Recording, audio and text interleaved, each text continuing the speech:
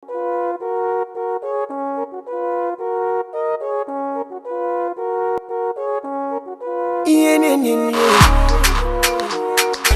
ṣe gbádùn ọmọ tó ní kàkà iyọ̀ ìkankan kan fáàní. Hello everybody, how are we keeping? Today we're going to be talking about the Nigerian educational system. Very serious topic, I mean. Very important. As in, it's just sad the way it's failing. I heard that is on strike again, or about to go on strike, or threatening to go on strike. I saw a picture of some kids in a lecture hall, and they were sitting on the floor. That's so unfortunate. Not just on the floor. Imagine 250 students in a class. One lecture. One lecturer. What are they one learning? course. One lecturer. What are they learning? Some are sitting on the window, some on the floor, some are standing behind making noise. How can a lecturer control 250 students? Oh my God, it's not funny. It's just very ridiculous. It's sad that we've gotten to this place. To be frank. So Yeah. truly, our educational system really needs to be reformed for us to have better dreams. So we've been saying this thing for a long time. I know I went to university like almost 20 years ago. And yes, it's a very long time ago.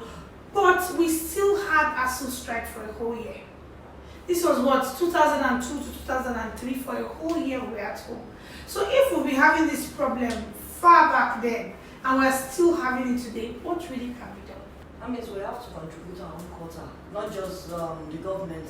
We also need to advocate. What are the primary schools? The government schools?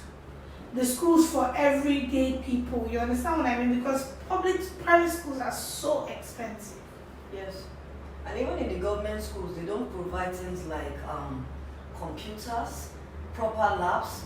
You see students going to the garden or the farm to do some science experiment. In school? Yes. I've gone to government schools. Like I work with an NGO that will work with government schools. The condition whereby the students are exposed to, I don't think some of them can even pursue what they want to, their dream. They want to pursue their dream. But they even teach them. They teach them. Some teach them, but some teachers are trying. Why some? Maybe because of their allowances. There's no motivation. There's no school. Sometimes the number of students even in one class is too much for one teacher to handle. Yeah. You understand? Imagine it's difficult for one teacher to handle 50-something or 60-something people in one class. In a primary school? In a primary school or in a secondary school. At Wow. least the number of people that are supposed to be in a class is not supposed to be more than 30. At least that's a number a teacher can control. Yeah. You understand? And you have more than that, and there's nobody assisting that teacher. It's just the teacher in the class.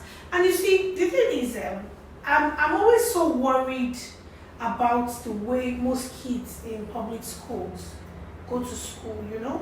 Most of them, you see them, they set out very early. They are walking on their own. And if you watch, maybe you go for a walk in the morning or something, you see that some people in the area, I can't really say, I don't want to say they are hoodlums, but that early, before 7, they're already stopping these girls and having a lengthy conversation with them on the road. You understand what I'm trying to say? Are we not exposing them to too much? Yes, the children are exposed to a lot of things, not just the people by the roadside. Sometimes, even the kids between themselves, you see things happening. Why? Because the parents just leave them alone to walk on their own to school. So they'll start hanging around together or going into the bush. Before you know it, one thing leads to another. What do you expect? That's you just see that dangerous exposure. children are exposed to even early sex because of this. So I want us to talk about the public toilet system in these schools, especially as it affects the girl child. You know that it's not like we're neglecting boys, but you see that a boy, if he wants to ease himself, he can look for a corner or somewhere and understand. Thank you. But a female can't pee everywhere. No? She can't. And what are the conditions of these toilets? These public facilities that young girls are exposed to very early? I've worked with schools. I've seen some of my girls that won't come to training because I coach girls. They won't come to training because they're on their period and the toilets are not properly kept or managed. Some of the public toilets are broken. Imagine some schools, like only 3 toilets. The whole school is using. How many students do you think are in the school? In the whole public school? Just in the class, we have about 60, 70, 80. In one class? In one class. So, and we have about 5 to 6 arms. A, B, C, D, E, F. That's for one class? Yes. Say primary 1. Yes. Or what's it called? JSS 1. Yes. And by public health, at least 10 students are supposed to be entitled to 1 toilet in school. But this one, you see some only 2 toilets for female, 1 toilet for men. That is the reason why the surroundings are little with defecation. And then females sometimes they won't come to school because they are on their period and they cannot afford to use those public toilets. Or they are not comfortable. Or if a female is purging, a boy can shy away and go to the bush, but sometimes females won't do that. I see some females not coming to school just because of the condition of the toilets. And we even have minimal number of toilets in school, which is too small for the number of students in public school. And still, it's not well taken care of. No. Some of them are broken, some of the socketways are open.